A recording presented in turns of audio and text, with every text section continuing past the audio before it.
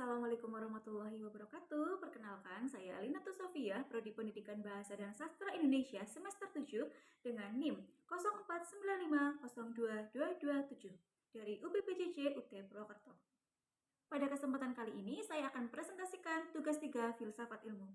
Pada pertemuan-pertemuan sebelumnya, kita telah membahas peran ontologi, epistemologi, dan aksiologi dalam membentuk dasar-dasar filsafat ilmu.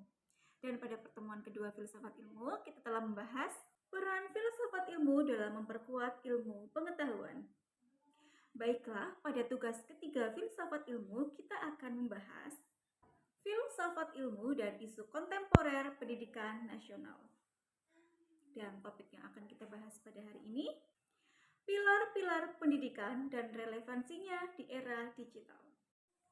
Pilar pendidikan adalah dasar atau tiang utama yang menopang sistem pendidikan agar berjalan dengan baik. Pada pendidikan nasional, pilar tidak hanya berfungsi sebagai teori, tetapi juga menjadi landasan untuk membentuk manusia yang cerdas, berkarakter, dan siap untuk menghadapi tantangan zaman. Bapak Pendidikan Nasional Ki Hajar Dewantara memiliki 3 prinsip utama pendidikan, yaitu Ing Ngarso Sum Tulodo, Ing Madyo Mangunkarso, dan Tutpuri Handayani. Lalu apa maksud dari semboyan pendidikan tersebut? Yang pertama, Ing Ngarso Sum Tulodo. Ing Ngarso berarti di depan, Sum Tulodo memberi contoh. Sebagai seorang guru, kita harus bisa memberi contoh yang baik dari sikap, karakter, maupun cara berpikir. 2. Ing Madyo Mangunkarso. Ing Madyo artinya di tengah, Mangunkarso memberi semangat. Sebagai seorang guru, kita tidak hanya mengajarkan teori, namun harus dapat memberi motivasi dan semangat kepada peserta didik. Semboyan yang ketiga yaitu Tutpuri Handayani, di belakang memberi dorongan. Sebagai seorang guru, kita harus memberi dorongan, memberikan dukungan kepada siswa untuk berkembang secara mandiri. Dasar-dasar utama pendidikan yang dicetuskan oleh Bapak Pendidikan Nasional Ki Hajar Dewantara memiliki relevansinya di era digital. Pertama, Ing Ngarso Sum Tulodo, bahwa kita sebagai seorang guru dapat mencontohkan kepada peserta didik kita untuk menggunakan media pendidikan secara bijak.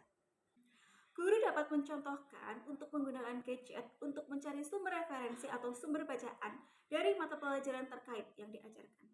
Akan tetapi, guru juga dapat memberi contoh bagaimana penggunaan itu secara bijak agar tidak menimbulkan efek negatif lainnya.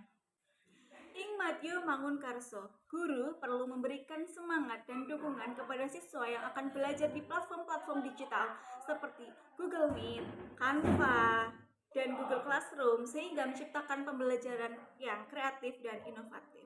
Dan yang ketiga, Tutpuri Handayani. Guru memberikan dorongan dan kebebasan kepada siswa untuk bisa belajar mandiri, yang mana mereka dapat mengakses sendiri sumber-sumber belajar, bisa dapat melalui internet, YouTube, dan sumber digital lainnya.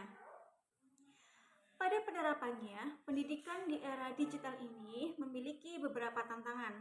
Yang pertama, kurangnya literasi digital peserta didik, penyalahgunaan media sosial, penurunan interaksi sosial secara langsung, ketergantungan terhadap gadget, dan penyebaran informasi yang tidak benar.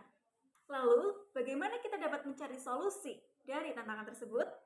Pilar pendidikan yang dicetuskan Ki Hajar Dewantara dapat menjadi solusi sebagaimana tantangan yang kita hadapi sekarang ini. Sebagai seorang guru, kita tidak hanya semata-mata mengajarkan teori, akan tetapi kita juga mengajarkan pendidikan karakter, memotivasi, dan membimbing siswa dalam penggunaan media.